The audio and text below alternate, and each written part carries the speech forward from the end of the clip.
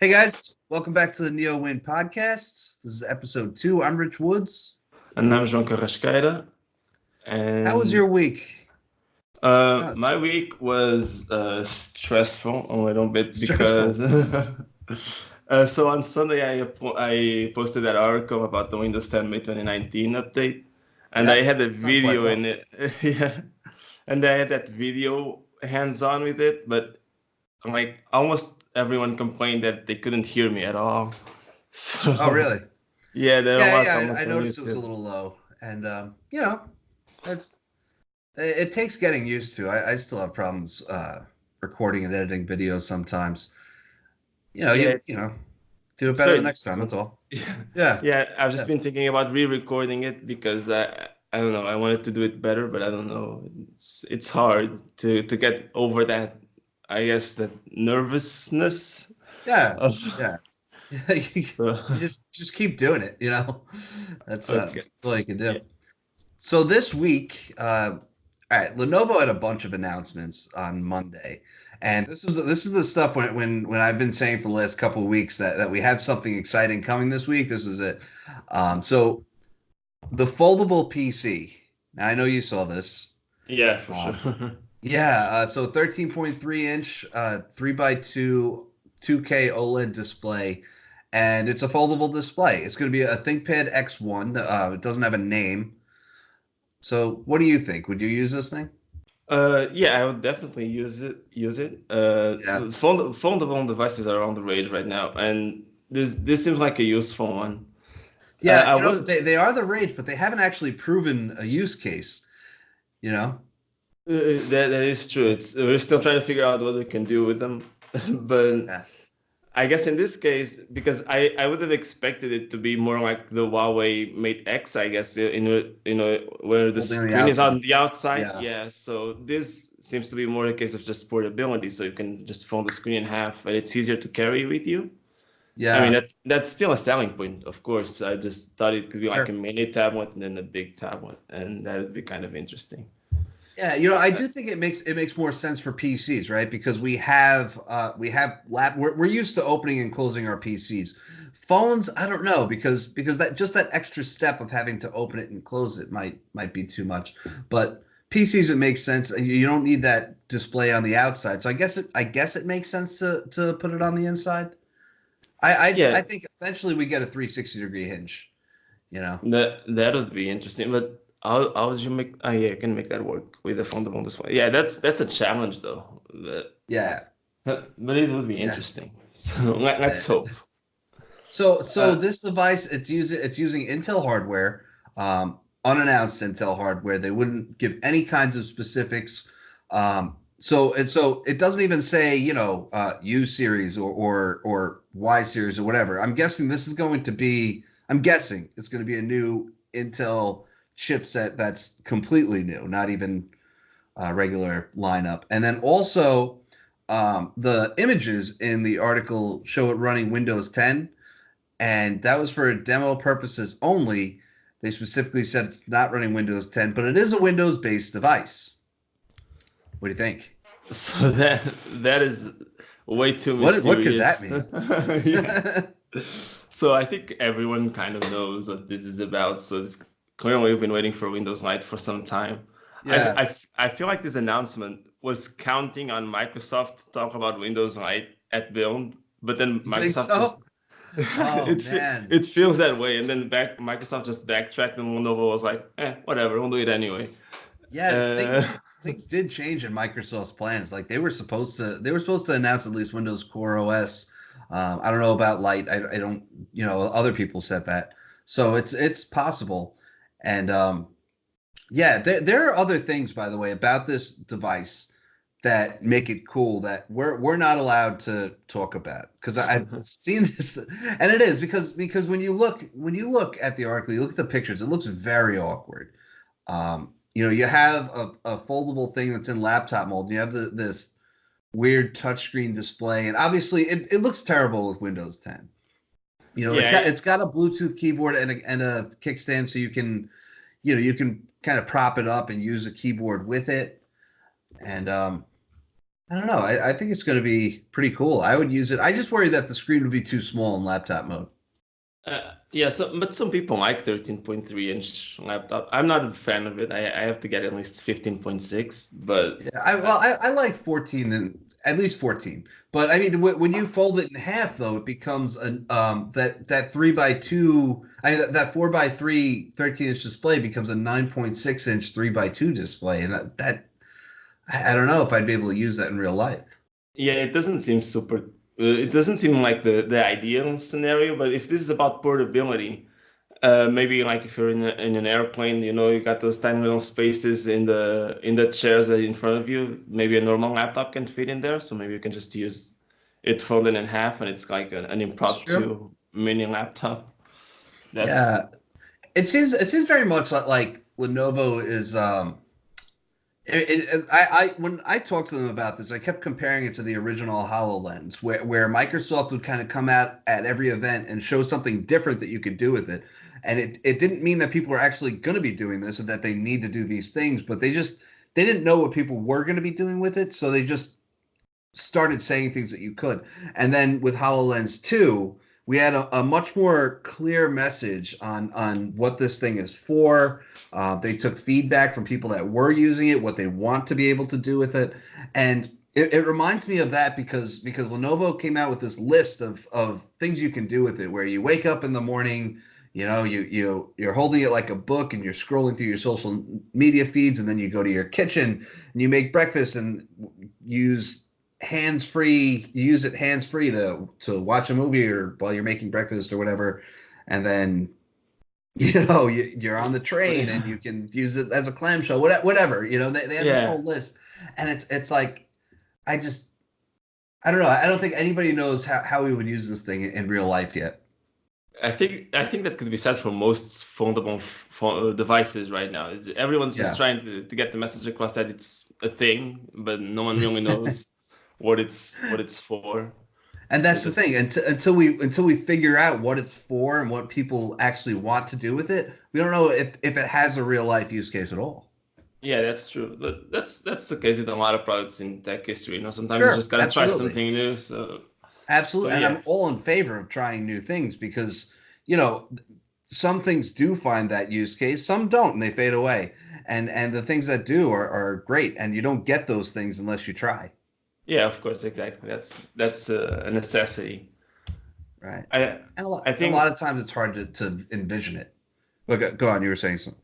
I was just gonna say that I think the fact that it's the demo unit is still running Windows 10 probably makes it harder to know what use case it could have because you can't really Yeah. see what the system the software is gonna look like. So, for Yeah, example, I was weirded out by that with thing about opening it like a book because I don't know how Windows 10 would adjust to that sort of design. So I think you need a new platform to showcase yeah. that sort of Yeah. interaction. And it should be Windows Lite or even possibly some other kind of version of Windows Core OS, but it should be light. And yeah, I mean, this thing isn't coming out for another year, so there is plenty more to do, and there's a lot of aspects of the product that aren't finished. There were a lot of things we weren't allowed to take pictures of, like the hinge, um, other things that I can't talk about. But there are things that make this product more interesting and more applicable to the real world. And one other thing, the display does not have a crease. That is good. People You notice complain I threw about. in that one picture at the end where it's just flat from an angle and there's no crease like on the Galaxy Fold. Yeah, I can't tell a thing. So that's good. That's Yeah, definitely a positive. I wonder yeah. how you pull that off. They told me Mhm. that they put a lot of work into it, into there not being a crease. There was a lot of engineering work. And I'm sure there was. But yeah, I can imagine if Samsung charges $2,000 and can't get it right. I assume it's got to be hard. Yeah, yeah. So Lenovo announced a bunch of other stuff too. This was at a completely different embargo time because I think they knew that foldable PC would kind of steal the show from their other announcements. So these things were announced earlier in the day. Um, we have a new Think laptop brand called ThinkBook rather than ThinkPad. So they announced a 13-inch and a 14-inch, and they're kind of mid-range, mainstream type devices. And really, it's like if you're thinking about buying a ThinkPad but you don't like ThinkPads, this is really more of a mainstream laptop. You know, that it has like the privacy guard, but it doesn't have um, the track point in the middle of the keyboard. It's not all black. It doesn't have that ThinkPad design.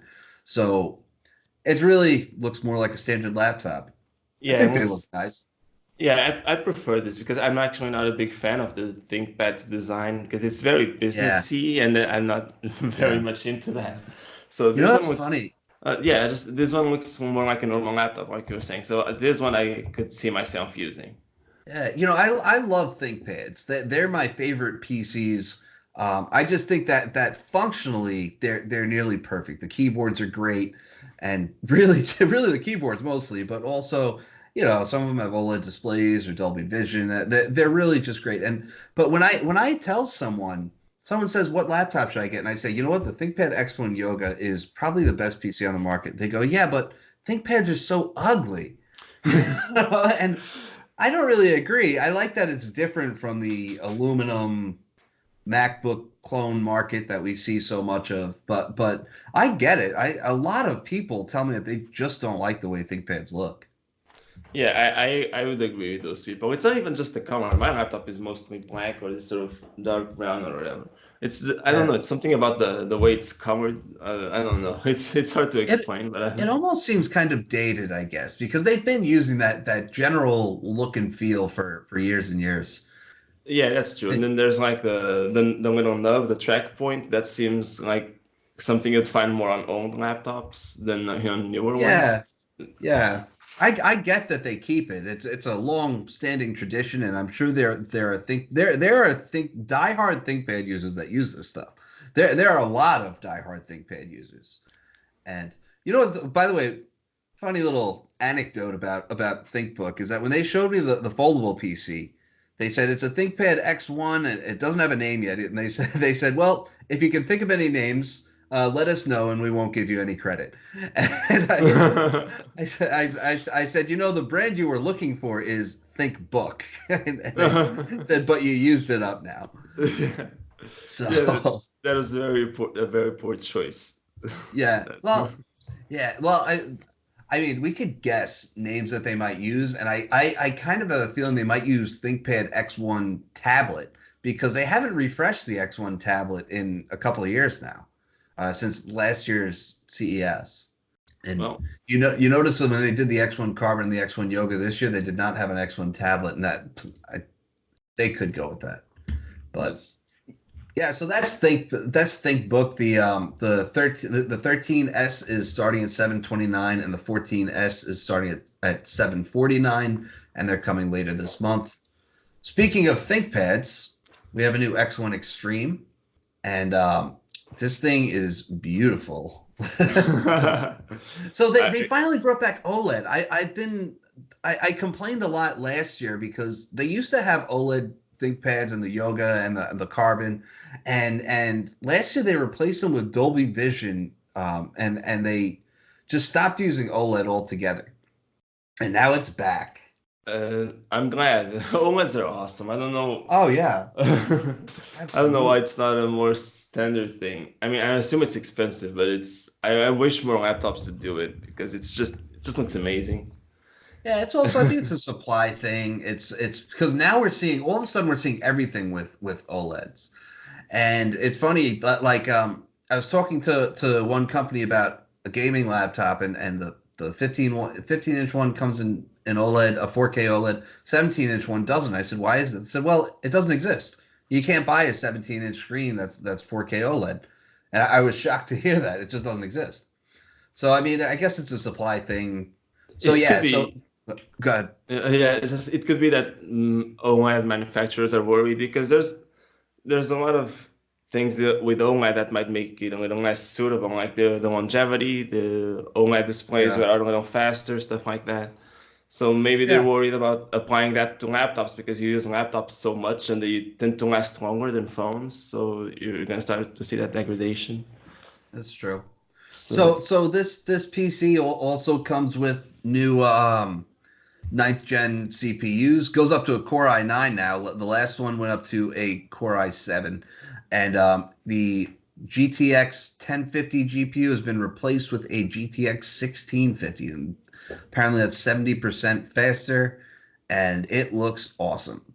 I'm a big fan of the ThinkPad X1 Extreme because it's the only X1 that has a 15.6-inch display instead of 14-inch. It's the only one that uses 45-watt 8 series CPUs, only one with dedicated graphics from the X1 family. So I just love it. Yeah, I can imagine it. 1650 looks like a good GPU too. I mean, for It business does. purposes, that's more than enough, Sure. I would assume. Sure.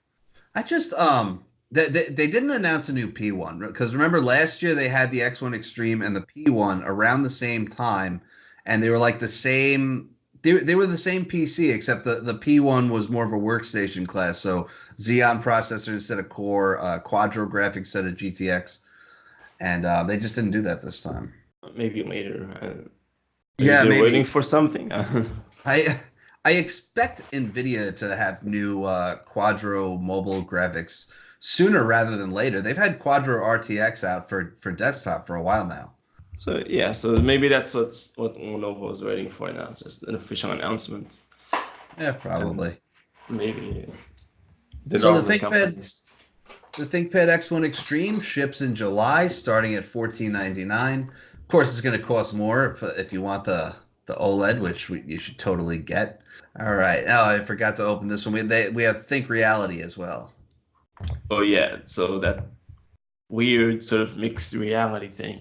It is kind of weird, and because you think of it's a augmented reality platform. This is the Think Reality platform. It is cloud agnostic, device agnostic, and Lenovo announced a headset, the Think Reality A6, and you don't actually need that headset to use Lenovo's platform. And so I know very little about the platform itself. It seems very similar to the applications for HoloLens, but that's about it. Yeah, I don't know if why they're if they had just come up with just a device. A lot of companies are doing that. I don't know why they're. It feels like they're going up against Windows mixed reality, and I don't know why Yeah. they would feel the need to do that. Well, I don't know if Microsoft licenses the software behind HoloLens.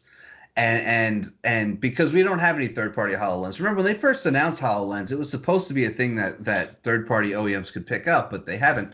And I know with Surface Hub, if you build a 55-inch PC, you cannot license that OS. You have to just use regular Windows 10, which is out of character for Microsoft, but it's still I don't know if you'd be able to do it with an AR headset. Yeah, I don't know either, but Yeah. it's interesting that they're coming up with this. It's got a Snapdragon 845, so it's not the same one as Yes. the one in the HoloLens either. But it's Right. very Well, similar. I mean, 850 is specifically for Windows, right? So exactly. since it's not a Windows mixed reality device, it wouldn't have the Yeah, 850. yeah, It's just also strange because Lenovo is a hardware company, so pushing a whole mixed reality platform just also seems kind of out of character for them. So we'll see. This is obviously for businesses. Businesses can contact their sales reps to find out more. That's about it. yeah. I'm really just weirded out that they didn't go with something like Windows. Maybe, but maybe it's like you said, if they can't license the HoloLens, Yeah. that's a possibility. Yeah. Yeah, and I'm gonna guess that they can't license the HoloLens software, and I've tried to find out, but I'm obviously gonna keep looking. You know, so that's it for Lenovo. Let's talk about Google now and Windows 10 on Chromebooks. You wrote this up, so tell us all about it. Okay, so if you remember, you may know that last year there were some reports that Google was planning to let Chromebook users install and run Windows 10 and dual boot it with Chrome OS on Chromebooks. That came out about about a year ago, a little less than a year ago, actually. I think it was in August. Then when the Pixel Slate was about to be announced, there were more rumors saying that it could be one of the first devices to do that, but that also didn't happen. And so now it turns out they gave up on it. There were some changes to the Chromium Garrett. I don't know how to pronounce it. Yeah, I don't know. The thing is, you read things on the internet all the time, and you never actually learn how to say them in real life. It happens to me too. Exactly. It's one of those words. Now we're gonna have 1,000 comments on how to say that. Thank you. Yeah, just think in advance. All the feedback you have. Yeah, I always thought this was a great idea, though, because I thought I always loved Boot Camp on Macs, where, you know, back in the day when you couldn't get all the Mac software you need, it was good to be able to say, hey, you can run Windows on this if you want to. Now you can get anything you need, and Chrome OS still has those kinds of limitations. I think it would have been a smart thing to do.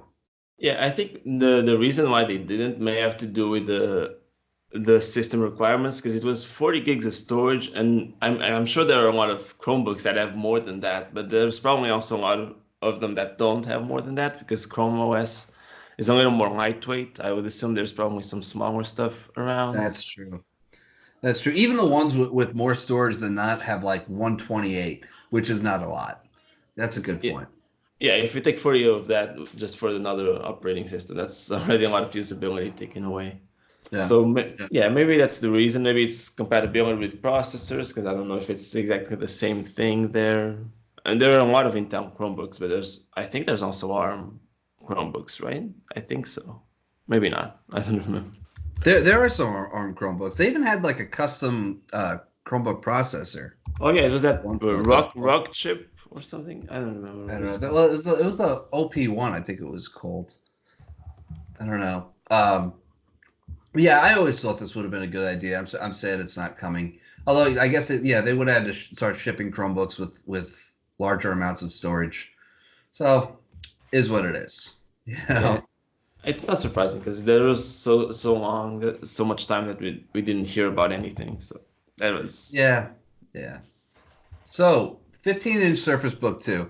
It's Microsoft is seemingly planning to ship it with a Core i5 for $2,000. Some listings have shown up on Best Buy in Canada, and yeah, I wasn't surprised about this in the slightest. You know, I check the Microsoft store almost every day to see if they've launched this product, so I wasn't surprised to see it at all. So, no GPU on this is the 15-inch one. Okay, so. Yeah.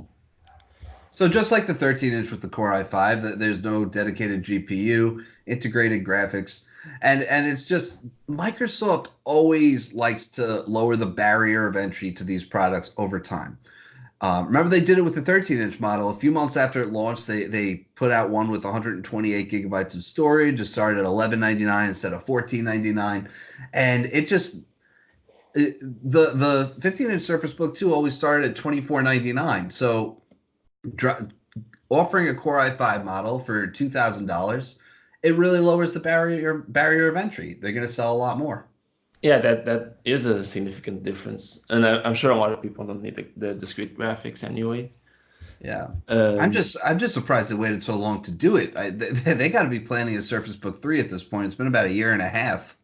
That is true. I wonder why they chose to do it now. We're probably getting a Surface 3 Book 3. I'd say later this year. I would guess probably this fall.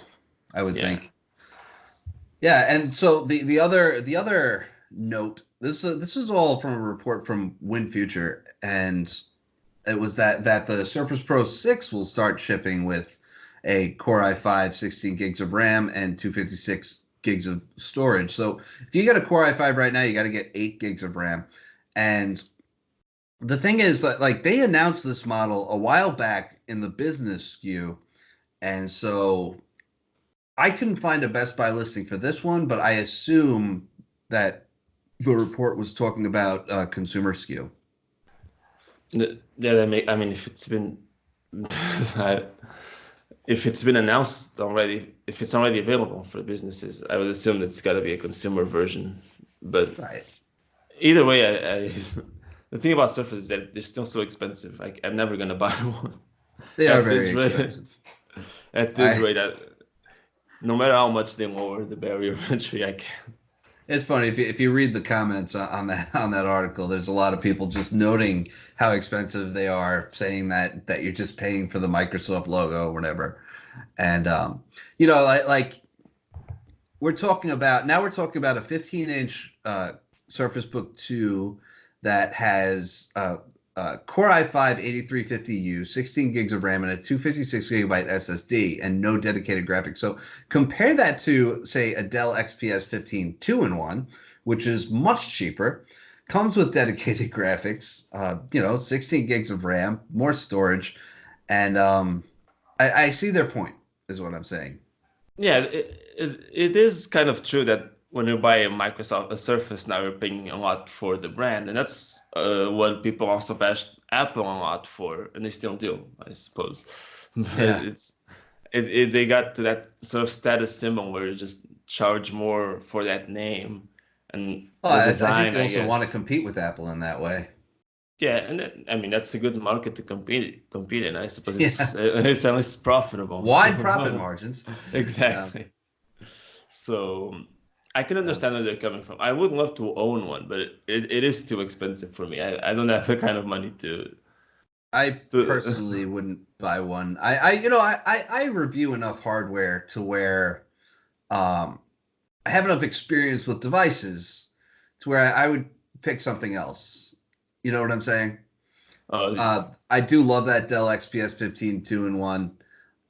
There's a bunch of devices that I like really more than most Surfaces. I mean, because for that price, you're not getting Thunderbolt 3.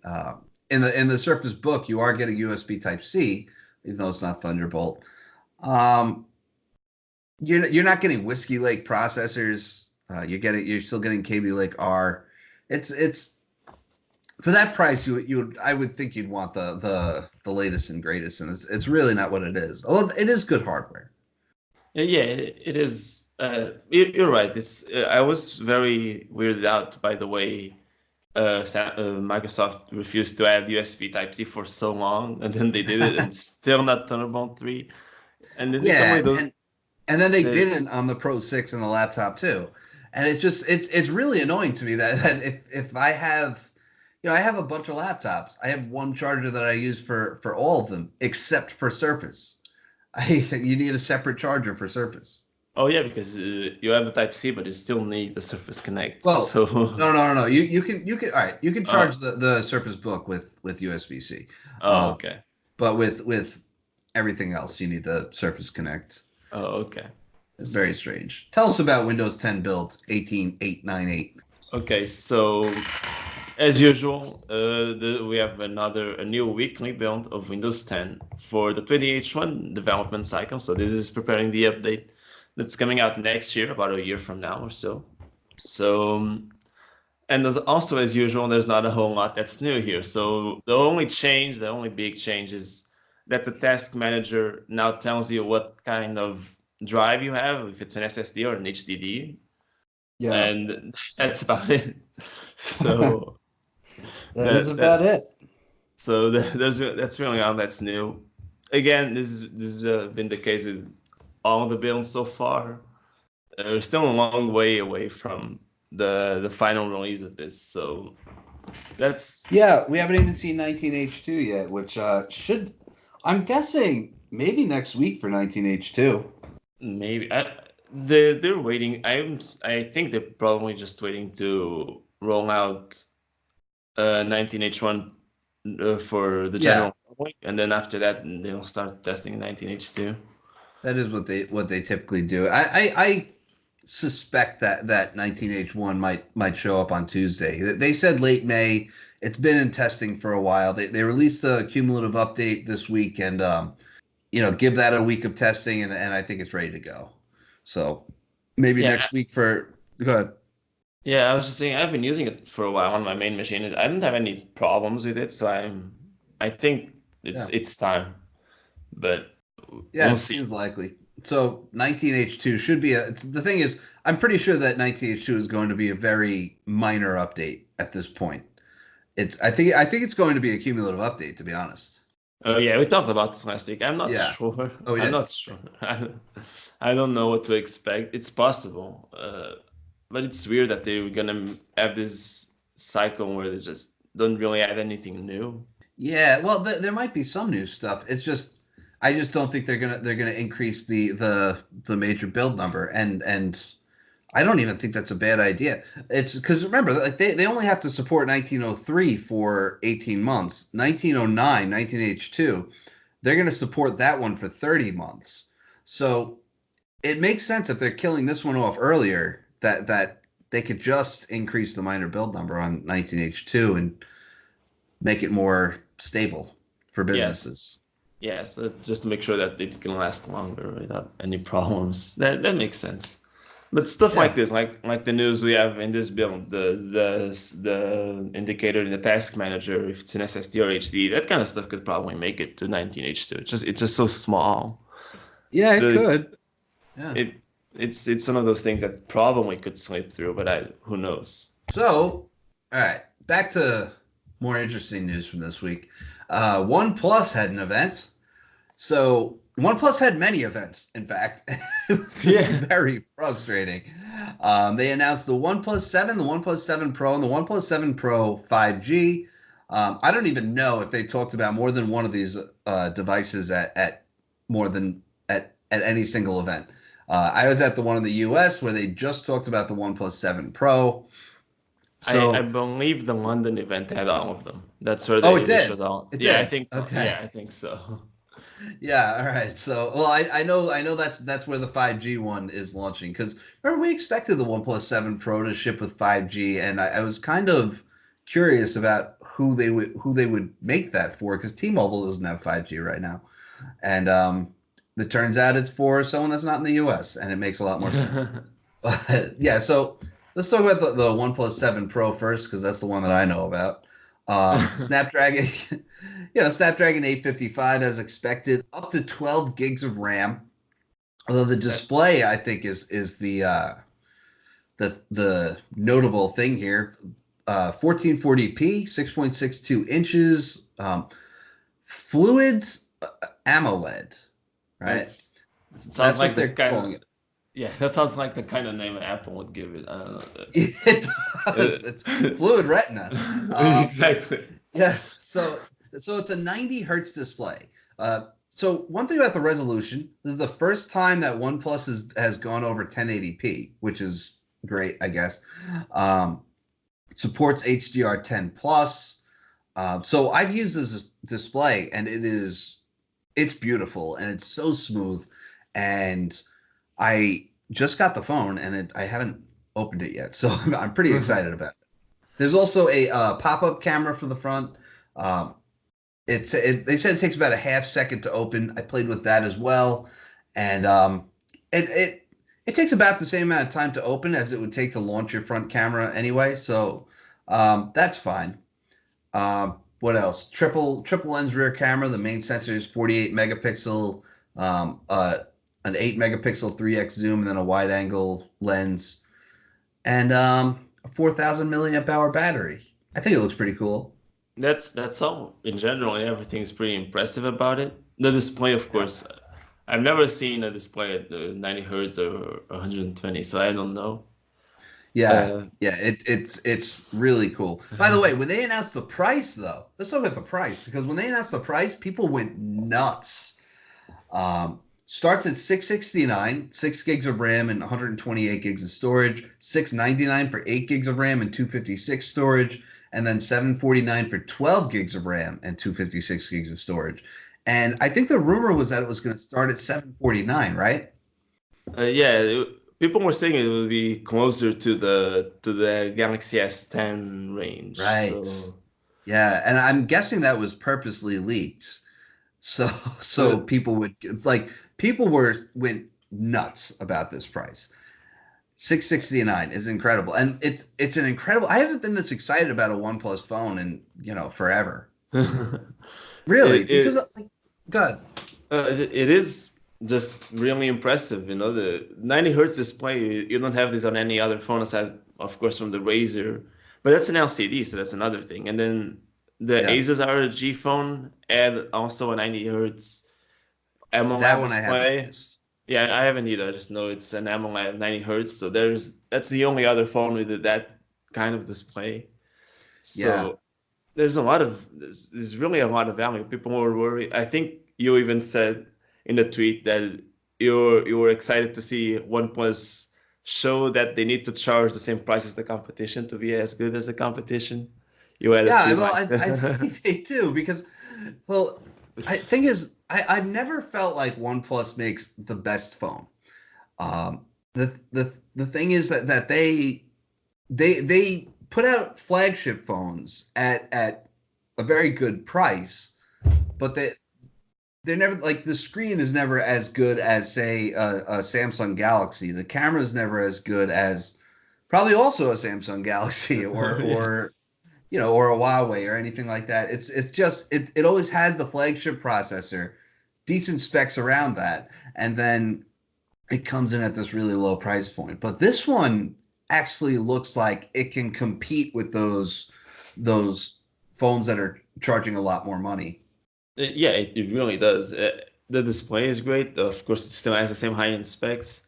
12 Yeah, gigabytes of RAM, which you only find in the top tier S10 Plus, I think. So that's something like that. Yeah, there's very few. so.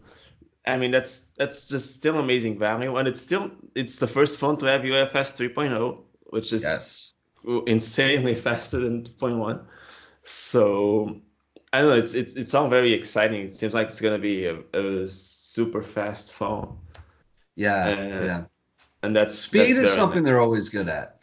That I can say it's the rest of the phone that I'm not always had. Like it still doesn't have wireless charging. That's something that OnePlus has never went with. That's a little disappointing. Yeah, they have that warp charge, and they believe it Yeah, replaces it, but absolutely. And I get it that a lot of companies want that fast wired charging versus the slower wireless charging, but still, I just think that every phone has a glass back now. You should give it wireless charging. yeah, it's kind of a trade-off if you're gonna sacrifice the durability. At least you Yeah. gotta get something for it. Yeah, And I that's write understandable. that in every review I write about a phone that has a glass back and no wireless charging. You can shatter this glass back now, and it's just there to be prettier. Yeah, that kind of sucks. I can understand that. So So the OnePlus 7 Pro 5G, if I'm not mistaken, is the same phone but with 5G. yeah, that's pretty much it. From what I can gather, it's exactly the same thing. It just has 5G, Yeah. and we're not. OnePlus said a lot of stuff about how they redesigned the internals, stuff that's supposed to sound very impressive. I'm not sure if it is impressive because I'm not Yeah. familiar with the processes of making a phone. But they say they keep the same size for and while enabling 5G, so that's good. I Yeah. wonder if there's gonna be any thermal issues, but they say they So improved the cooling. if they redesign some stuff on the inside, well, they definitely have to redesign the antennas for 5G, right? Because 5G is actually kind of complicated to design at this point because you have millimeter wave antennas where you always need to have like even like a leaf from a tree can interfere with millimeter waves. So that would definitely take some redesigning. Yeah, they said they messed with the antennas for the Yeah. 5G network. I'm not sure of everything, but Mhm. hopefully it works. And yeah, it's got Yeah. 5G. We're not sure when it's coming, nor how much it costs, because we're still waiting on the carrier's 5G network. They say it's going to come out in the coming weeks. Oh, That's did not they very say in the coming specific. weeks? They say very soon. 6 cities. It's going to launch in 6 cities very soon, and then soon after that, 10 more. But Good for them. I mean, 5G right now, and that's the truth about 5G is that it's almost nowhere. Um, if you're in Chicago and you're on Verizon, great, but most of us are not. And Sprint's launching in a bunch more cities. Verizon's got like 20 cities now, and like it's going to be a while if you're not in one of these big cities. So I'm not always as interested in the 5G devices, but it's good that we have them. Yeah, it's like everything in technology we're talking. We have to start somewhere. Yeah. Yeah. Someone's got to do it first. Otherwise, it takes longer to be adopted, or Oh, it's never adopted. So that's yeah. good. Well, by the time it gets to me, hopefully like the technology is mastered because it's not right now. And we saw the same thing with 4G LTE. Like remember the HTC made that first LTE phone and it got like 2 hours of battery life. And yeah, you could tell it's an issue with these too because all of these phones have larger batteries. I don't know if the OnePlus does to be honest, but the Samsung, the Moto Mod, it adds more battery. And obviously they need more battery for it, but it gets better over time, just like LTE did. Yeah, exactly. These devices are not for everyone. These first ones Yeah. are definitely not for everyone. Like you said, 5G is almost nowhere, and it's gonna be almost nowhere for a while. Yeah. I By the way, speaking of 5G, Samsung launched the Galaxy S10 5G on Verizon this week. LG launched the V50 ThinQ on Sprint this week. HTC announced the 5G hub on Sprint. So this stuff is coming out now. So yeah, it just felt like just a long period of yeah, teasing, and now yeah, that all happened this week. So again, good for them because I can't get 5G here anyway. I'm trying to get Sprint to send me a V50 ThinQ because they are launching in New York in a few weeks, so I can at least I'll spend a week in the city just to try it out because I'm very curious about this stuff because like LTE meets my needs. yeah, the use cases of 5G are all the rage among the network companies. That people talk about that a lot. Yeah, But I don't know. It depends a lot on. It doesn't. I don't know if it's gonna be that useful for just if you're just using your phone or your computer. I don't know if it's gonna change the way you use it very much. I think it's about all those connected devices, interconnected cities, and whatever all that stuff that people talk about. sure, sure, and I know that's the big play around 5G, but it's also we are device users. So I want to know how it's going to impact my life.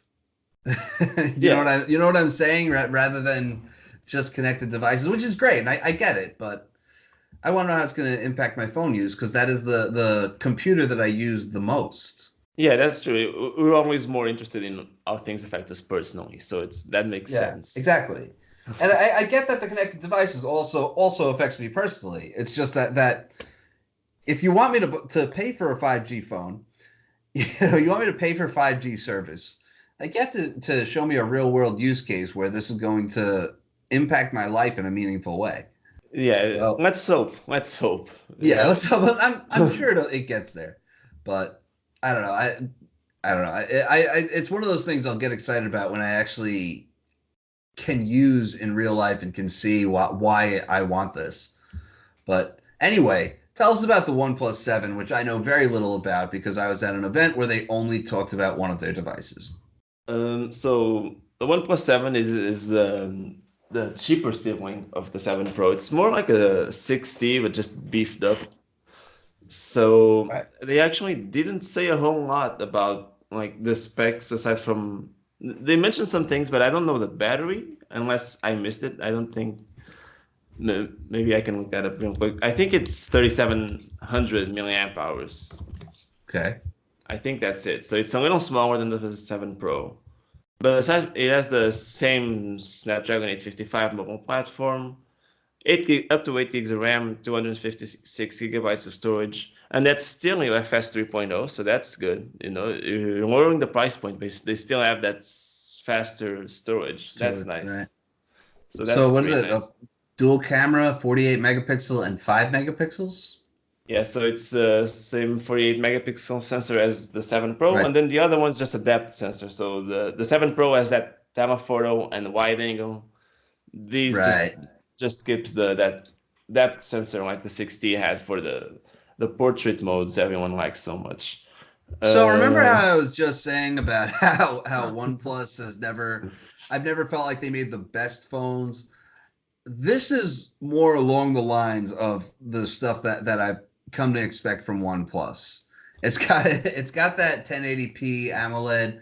and it's got the, it's 48 megapixel camera, which is great, a depth sensor, but where other companies are doing telephoto and wide angle, and this is more along those lines, and so that's why I'm really so excited about the 7 Pro, to be honest. But Yeah, how much does it cost?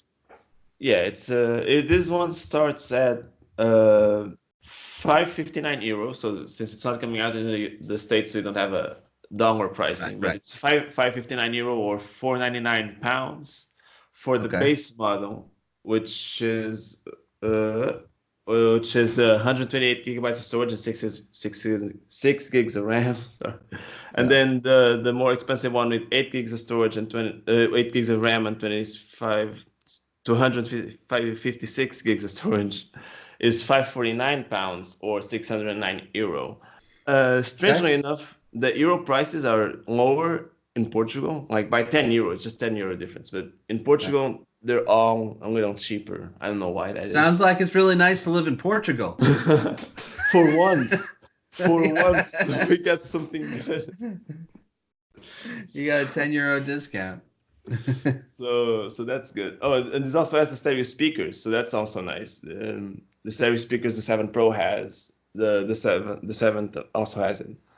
So now is the OnePlus 7 Pro available in the same markets? Because it doesn't seem like you would buy a OnePlus 7 if a OnePlus 7 Pro is also available. But in Portugal, at least it is. It's the 7 Pro is listed here. They're both listed here. But there is a significant difference in price. If you look, I mean, it starts at €700. Sure. The 7 Pro starts at €700 in Portugal, and the non-Pro starts at €549. So that's 100. So that's about 140. Yeah. That's fair enough. And yeah, I mean, that's cool that they like I said, this is what I've come to expect from OnePlus, putting in that it's got that Snapdragon 855, 8 gigs of RAM. It's got all the power that you need. It's not the best display they could do. It's not the best camera they could do. And yeah, that's cool. But it has that very competitive pricing. I feel like $549 for what it has, it's pretty good. And they have some meaningful upgrades like the storage and the stereo speakers. Those things are, I think, they're pretty relevant. So sure, absolutely. And where else are you going to find a device with these specs for that price? Yeah, unless you want to get a Poco phone from Xiaomi, but I don't think you do. I don't know. We don't get Xiaomi phones here, so I have no idea. All right. Let's talk about Apple. All right. So Apple released iOS 12.3, tvOS 12.3. Mac OS 10.12.5 and watchOS 5.2.1 this week. And I wouldn't have put this in the notes, but I actually think that the channels feature is pretty cool. So they released a redesigned Apple TV app in iOS and tvOS. And so with the channels feature, you can subscribe to different channels like HBO, Star, Showtime, and so on, which is similar to things that Amazon already offers, but now it's just Apple offering it too. What I'm excited about is that you can download HBO content, which you cannot do from anywhere else. So you can download it and watch it offline. Yes. Oh, that's pretty nice. Yeah, and it's crazy because like I do all this stuff through Amazon, and I subscribe to HBO, Showtime, and a couple others. And like Showtime, you can easily just download stuff, watch it wherever you want. HBO, you just can't do it. You have to stream it. So yeah, and it's really annoying. I'll be getting on a plane and I want to download some stuff and I just can't download anything because Wi-Fi is terrible on planes. Or I'll be getting on a train and because the train goes through tunnels that's go under a river to get to Manhattan, and there's no service down there. So yeah, I think it's pretty cool. Yeah, I feel like Apple Apple is probably the kind of company to have the leverage to convince HBO to let them do something like that. What I hope this means though is that now that Apple has HBO doing it, now Amazon can get HBO to do it. That's what I want. We'll see. Otherwise, you have to switch. Yeah. Just have to. I don't know if I can switch though. Oh, It's like I use a lot of Amazon stuff and I mean I could I use it and I use the Amazon stuff from an Apple TV. There's nothing really stopping me. I'm not a big fan of using iTunes stuff when iTunes isn't really so widely available. It's more widely available than it used to be on non-Apple devices, but it's still not like Amazon is everywhere, and I yeah, have a that's lot of true. stuff. Yeah, and Yeah, so also they added support for AirPlay 2 to play content on Samsung smart TVs, which they announced at CES. And then support for TVs from Vizio, LG, and Sony are coming later this year. Also, that new TV app is coming to Mac OS later this year. So I don't a know. lot of I news wouldn't watch around TV on TV. Mac. Yes, yes. So the other thing that I put in the notes was new betas came out 2 days later, which is typical when a new update comes out. iOS 12.4, macOS 10.14.6, watchOS 5.3, and tvOS 12.4. And that will likely include support for Apple Card. So there's that. I'm not getting an Apple credit card. I don't want it. That's I don't understand much about credit cards because I'm just not a fan of credits in general. So I don't know. I wrote this and when I wrote the report about this, I was convinced that it was good because of all the cashback offers and all of that. And that seemed pretty cool. Apparently it But is. That's what everyone says. I'm just, I'm not getting their credit card. I'm not going to do it. And yeah, so they had that event. Was it in March? Because I was in Paris, right? And they had that event. They announced the TV service, which still isn't out yet. They still haven't even shown any content. They announced the Apple Card, so I guess now they're adding all the software, and great. The 12.4, like all the beta stuff, it's going to be a very minor update because the 0.3 update is always the midstream feature update that has like some minor new features. and I mean we're very close to the next iteration, like the next actual big update. So I don't think we should expect anything big to be added now. We're 1 month away, less than 1 month away from the WWDC. Couple weeks. Yeah, it's So yeah, what, first week of June. yeah. So we probably So shouldn't be expecting anything big by now. yeah. So let's wrap it up with some Edge Dev. Yeah. So there's a new build, weekly build. So the Edge Dev channel of the Insider program. This kicked off a few weeks ago, and it gets a new build every week, like Microsoft promised. So this week we got another one, just not as significant as last week's, because last week I actually upgraded to Chromium 76, and there are Right. some changes here and there. This one is a little smaller. It's got save as options for PDFs. You can copy download links from the download list, which I think I think that's nice because sometimes there's been times where I want to share like a file I downloaded and I want to send that to someone, and it's not always easy to do it. So that's good. I appreciate that. And then you go to the list of fixes, and they have more stuff for dark mode. So they're still working on that. You still got to turn on a flag, right? Yeah, in the dev channel you do, but actually there were reports this week that the Canary builds are ready to do it automatically. They started doing it, I think, with the Thursday Oh release. yeah. I'm not sure. Look at that. So I just opened my Canary build and it's in dark mode, so it's there, which is that cool because that means they're following my system setting. yeah, it does it automatically. You can't even switch, I think, manually. I went to the settings. I can't find an option to switch it. So it just Really? does it. It just does it. And unless you go into the flags, I guess maybe you can go into the flags and Yeah, you can probably undo. disable it.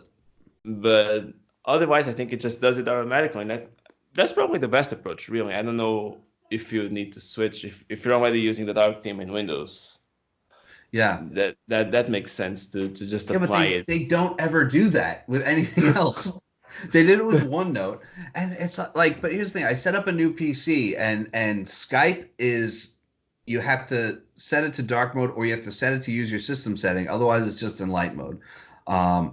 Microsoft To Do, light mode by default, and you have to go through settings to just to get it to To follow your setting. Yeah. to follow your settings. Yeah. So that's pretty cool. You know what other app does that? The Owned Edge. Yes. In over 3 years, the Owned Edge has been available. It's never done it automatically, and then this one is not even available in general to the general public, and they already added it, and they actually did it right this time. I thought for the longest time that Microsoft actually had some guidelines to leave it in light mode unless you tell it to follow your system setting, because every app does that. So it's cool to see them finally getting with this.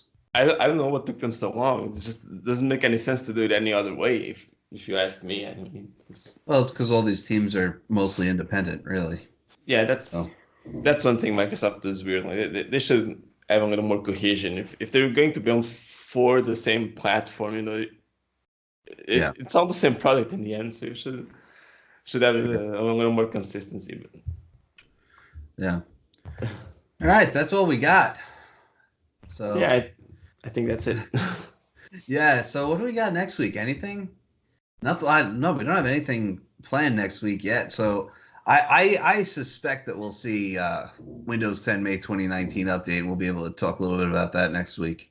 And then the week after that we have Computex, and the week after that we have WWDC.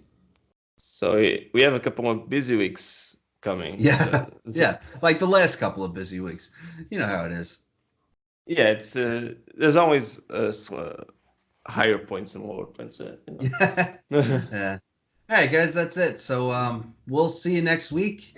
I'm Rich Woods at the Rich Woods on Twitter. Who are you? And I don't even know who I am. I have no idea. So my name is João Carrasqueira. You can find me on Twitter with @Indospot. That's INDOSPOT. I spell that out every time because I know it's a weird name. I just assume no one will know what it is. So. All right, guys, we'll see you next week. All right, see you, everyone.